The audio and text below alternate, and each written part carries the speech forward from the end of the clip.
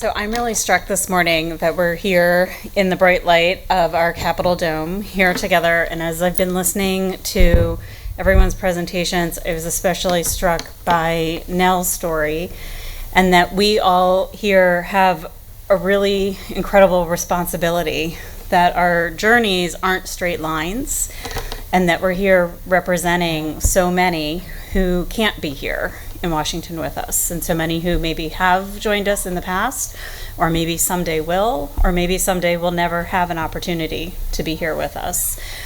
I also am struck by the timing of Rare Disease Week this year, and that there are some really significant decisions being made by members of Congress today and in the days ahead. And so the timing of our visits could not have been planned more perfectly. So as we are here today and this week, I'd like to remind us of what we're going to remind Congress of while we're here in these days, that we are the rare disease community. We are 30 million Americans strong. We are comprised of 10,000 different rare diseases, all of which are chronic. We are disproportionately affected by diseases that start in childhood, which Sati spoke to really beautifully a few minutes ago. We are overwhelmingly affected by diseases that do not have FDA-approved treatments yet, and even those that do have not yet been cured. Our community endures staggering financial costs, and at the moment of diagnosis, actually years before the moment of diagnosis, those staggering financial toxicities have begun. And we have data that we can bring to Congress to demonstrate that. But we know that Congress's investment into solutions has already been working.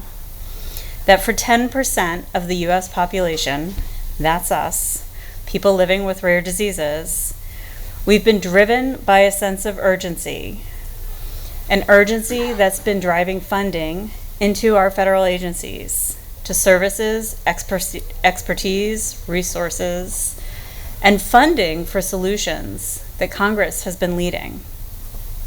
For us, the funding into these agencies has meant that our diagnoses can be found while there is still time to act within optimal therapeutic windows, that insurance coverage exists, that scientific experts are here within the US and are leading at the leading edge of technologies that are serving us, as Nell spoke to so beautifully, and as Josh spoke to so beautifully. We need more stories, more outcomes like those.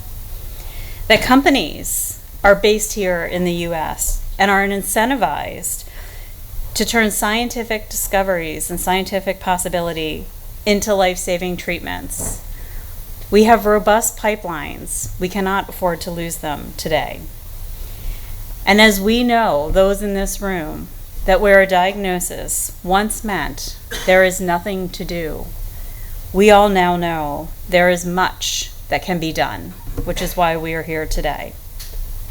So today, as we leave this room and join everybody else that's already on the Hill for meetings, we are here to remind Congress that their historic commitment to a strong biomedical ecosystem has been working, and to thank them for being here in Washington. We always want to lead with a thank you, and to ensure that as our members of Congress, that they truly understand who they've been elected to lead, and that is us, the rare disease community, 10% of the American population, the mighty, united, amplified rare disease community who is here in DC, stronger than ever this week. Thank you.